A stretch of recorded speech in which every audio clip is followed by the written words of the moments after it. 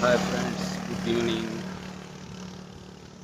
So ಇವತ್ತು second day in Rajasthan.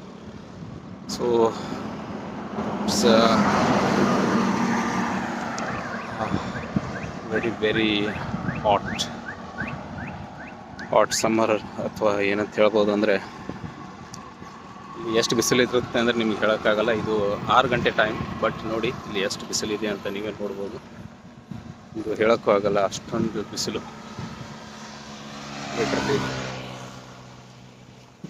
ನೀವು ನೋಡ್ಬೋದು, ಡಾಬಾದಿಂದ ಜಸ್ಟ್ ನಾನು ಹೊರಗೆ ಬಂದಿದ್ದೀನಿ. 6 ಗಂಟೆ ಆಗಿದೆ, ಬಟ್ ಈ ಬಿಸಿಲು ಇನ್ನೂ ಕಡಿಮೆ ಆಗಿದೆ.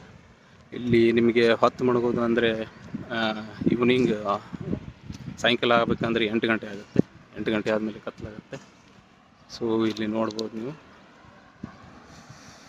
ಸೊ ಇಲ್ಲಿ ಯಾವ ಥರ ಸಿಚುವೇಶನ್ ಇರುತ್ತೆ ಅಂದರೆ ನೀರು ಸದ್ಯಕ್ಕೆ ನಿಮಗೆ ಸಿಗೋದಿಲ್ಲ.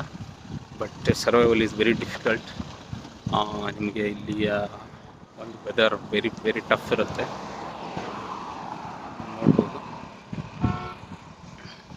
ನೀವು ಎಲ್ಲಿ ನೋಡ್ತೀರಾ, ಅಲ್ಲಿ ಜಸ್ಟ್ ಬರೀ ರೋಡ್ ಮತ್ತು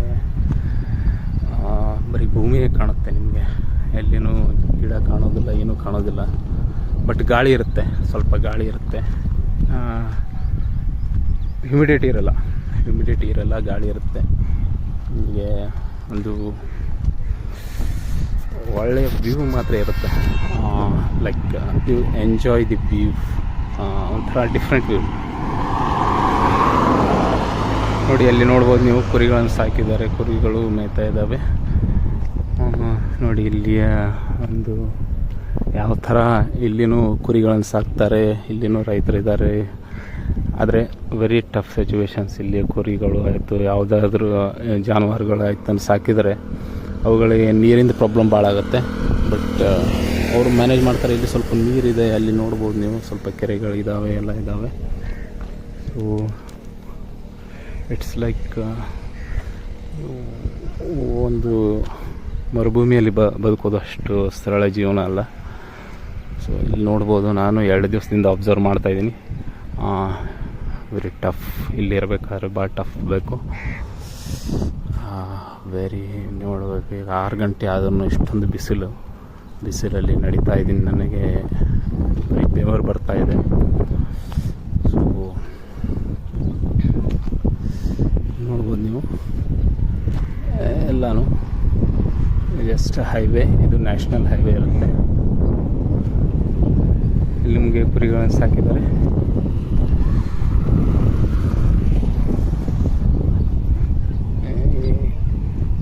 ಇಲ್ಲಿ ನೋಡ್ಬೋದು ಎಲ್ಲ ನ್ಯಾಷನಲ್ ಹೈವೇ. ಇಲ್ಲಿ ಆಲ್ಮೋಸ್ಟ್ ನಿಮಗೆ ಬಾರ್ಡ್ರ್ ನಿಮಗೆ ಆಲ್ಮೋಸ್ಟ್ 400 ಕಿಲೋಮೀಟರ್ಸ್ ಆಗುತ್ತೆ.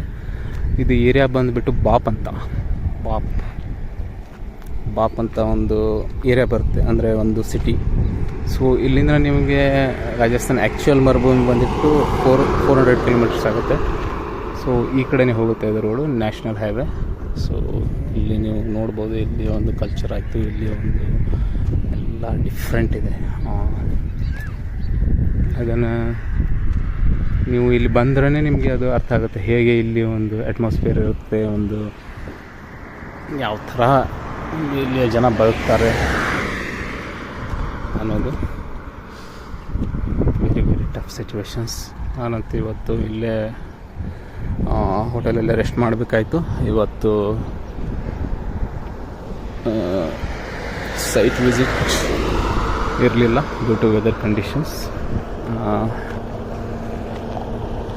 ಸೊ ಇದೊಂದು ಈವ್ನಿಂಗ್ ವಿಡಿಯೋ ಮಾಡ್ತಾಯಿದ್ದೀನಿ. ನೀವು ನೋಡ್ಬೋದು, ಅಲ್ಲಿ ಬರೀ ರೋಡ್ ಕಾಣುತ್ತೆ, ಭೂಮಿ ಕಾಣುತ್ತೆ.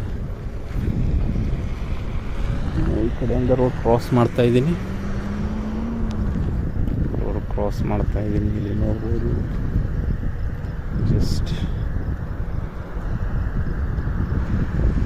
ವ್ಯೂ ನೋಡ್ಕೊಳ್ಳಿ. ಗುರಿ ಕಾಯ್ತಾ ಇದ್ದಾರೆ.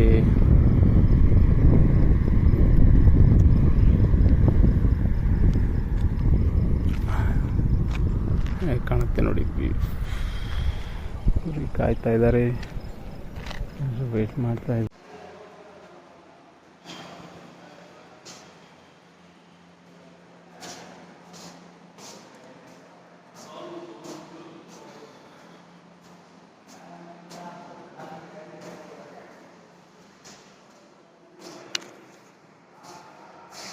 Friends, good evening. ಸೊ ಇವಾಗ ತಾನೇ ವಿಡಿಯೋ ಮಾಡ್ಕೊಂಡು ಬಂದೆ. ನೋಡಿ ಇಷ್ಟೊಂದು ಬೆವರು ಇಳಿತಾ ಇದೆ ಅಂತ. So it's what is Rajasthan, very difficult.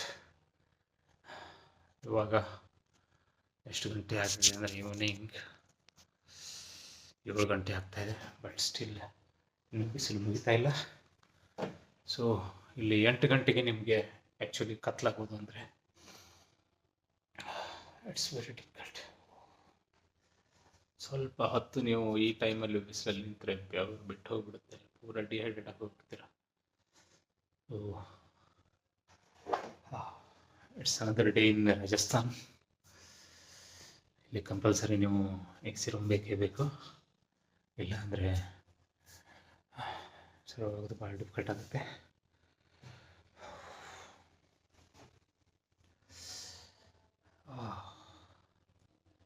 So ಇವಾಗ ಫ್ರೆಶ್ ಅಪ್ ಆಗಿಬಿಟ್ಟು ಮತ್ತೆ ನೋಡೋಣ ನೆಕ್ಸ್ಟ್ ಏನಿದೆ ಅಂತ.